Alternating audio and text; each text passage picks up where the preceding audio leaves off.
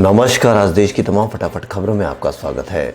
भारत में कोविड-19 महामारी की विनाशकारी दूसरी लहर से निपटने में वेंटिलेटर और ऑक्सीजन कंसंट्रेटर की तत्काल जरूरत को पूरा करने में मदद के लिए ब्रिटेन से लाइफ सेविंग हेल्प पैकेज की पहली खेप आज दिल्ली पहुंची, जिसमें 100 वेंटिलेटर और 95 ऑक्सीजन कंसंट्रेटर है।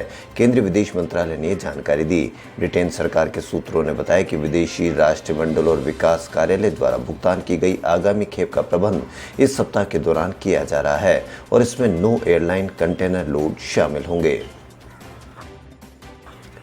राजस्थान के धौलपुर जिले में सोमवार को कपड़े की एक दुकान में बंद हो गई 2 महिलाओं की बाद में पुलिस ने निकाला। यह घटना उस समय हुई जबकि पुलिस की जीप को देखकर दुकानदार जल्दबाजी में दुकान बंद कर अपने घर चला गया। राज्य में जन अनुशासन पखवाड़ा चल रहा है, जिसके तहत जरूरी सामान के अलावा सारी दुकानें बंद है। उक्त दुकानदार ने सरकारी आदेश के बावजूद दुकान खोली थी और जब पुलिस की खेप या जीप उधर आई तो आनंद फानन में दुकान बंद कर घर चला गया।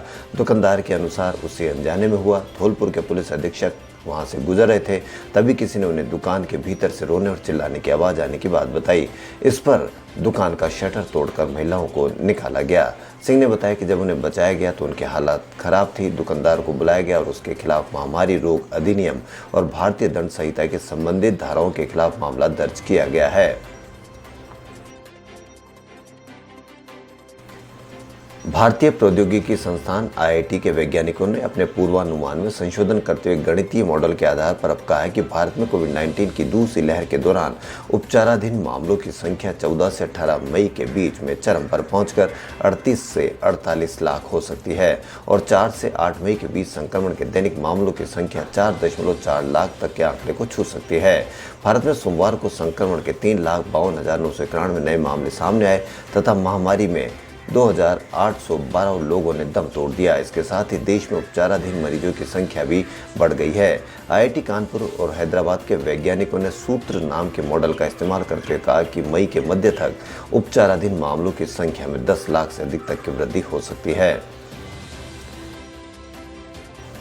केंद्रीय अल्पसंख्यक कार्य मंत्री मुख्तार अब्बास नकवी ने देश में कोरोना वायरस संक्रमण की गंभीर स्थिति के मद्देनजर सोमवार को कहा कि विभिन्न प्रदेशों में मौजूदा हज भवनों का इस्तेमाल अस्थायी कोरोना केयर सेंटर के तौर पर किया जा सकता है।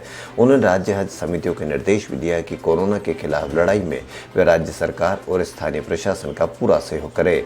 मुख्तार अब्बास नकवी ने ट्वीट किया कि राज्य हज समितियों को निर्देश दिया गया है कि वे अपने अपने राज्य में स्थित हज भवनों को अस्थायी कोरोना केयर सेंटर के रूप में इस्तेमाल करने और कोरोना के खिलाफ लड़ाई में लोगों की सेहत सलामती के लिए राज्य सरकार और प्रशासन का भरपूर सहयोग करें।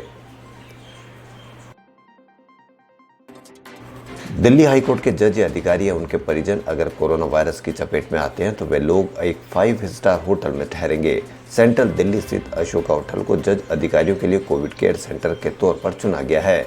चाणक्यपुरी के एसडीएम गीता ग्रोवर ने एक आदेश में ये बात कही। आदेश के अनुसार 5 सितारा होटल में प्राइमस हॉस्पिटल कोविड केयर की सुविधाओं का ख्याल रखेगा। एसडीएम के आदेश के मुताबिक बायोमेडिकल डिस्पोजल कचरा अस्पताल की जिम्मेदारी होगी। होटल के स्टाफ को सभी सुरक्षा साधन मुहैया कराए जाएंगे और उनको सामान्य ट्रेनिंग भी दी जाएगी। अस्पताल प्रशासन की ओर से ही एम्बुलेंस की सुविधा उपलब्ध करवाई जाएगी।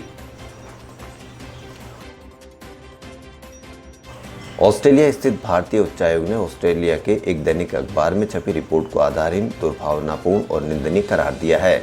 इस रिपोर्ट में भारत में लगातार बढ़ते कोरोना वायरस मामले को लेकर मोदी सरकार की आलोचना की गई है।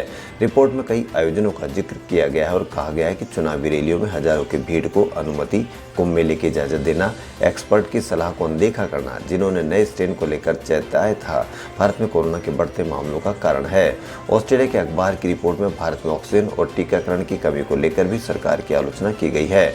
आर्टिकल में अहंकारी राष्ट्रवादी राजनीति, धीमी गति में टीकाकरण, लचर स्वास्थ्य व्यवस्था और कंटेनमेंट के बजाय अर्थव्यवस्था को बढ़ावा देना जैसी बातों को इस्तेमाल किया गया है।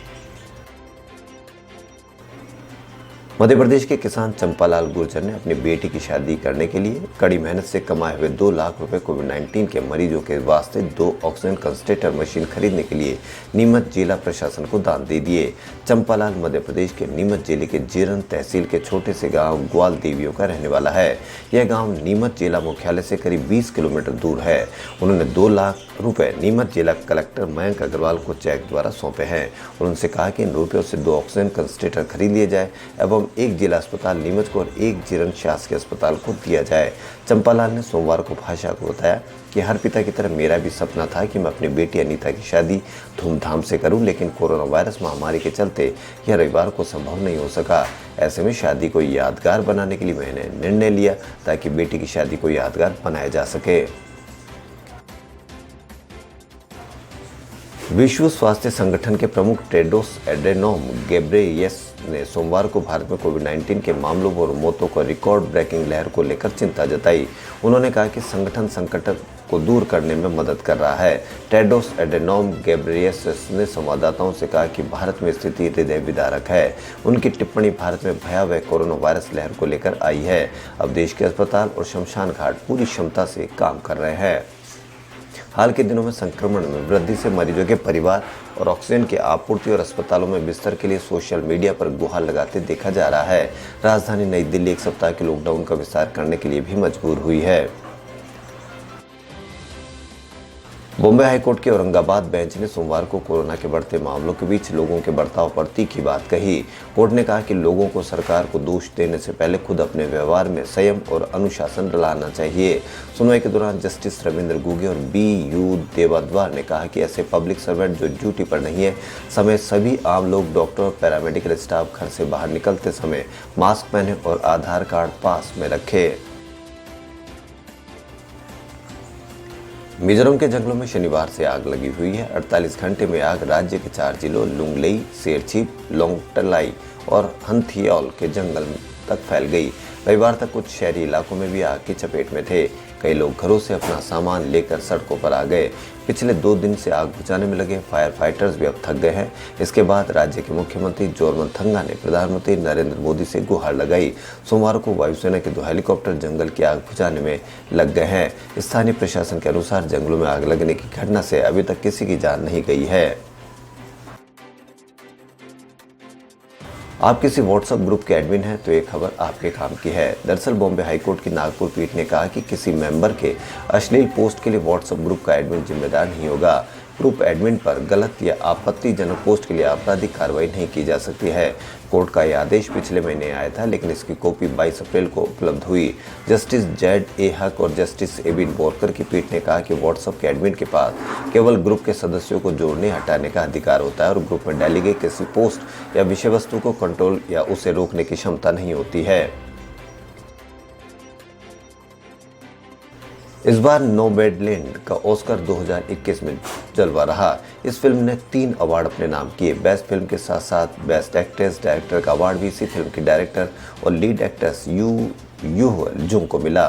वहीं बेस्ट एक्टर का अवार्ड द फादर के लिए एंथनी हॉपकिंस को मिला। कोरियन एक्ट्रेस यू जंग बेस्ट सपोर्टिंग एक्ट्रेस का अवार्ड मिला। कोरियन एक्ट्रेस यू जंग ने मिनारी के लिए बेस्ट सपोर्टिंग एक्ट्रेस का ऑस्कर अवार्ड जीता। इसके बाद यूह मीडिया से रूबरू हुई। एक्ट्रेस के रूप में अपना पहला ऑस्कर जीतने के बाद जब उनसे पूछा गया कि ब्रैड पिट की स्मेल कैसी है तो उन्होंने कहा बड़े मज़ेदार जवाब दिया। उन्होंने कहा कि मैंने उसे सूंघा नहीं है, मैं कोई डॉग नहीं हूँ। खबरों में फिलहाल इतना ही। यदि आपको हमारा चैनल पसंद आए तो लाइक, सब्सक्राइब और शेयर अवश्य करें। धन्यवाद।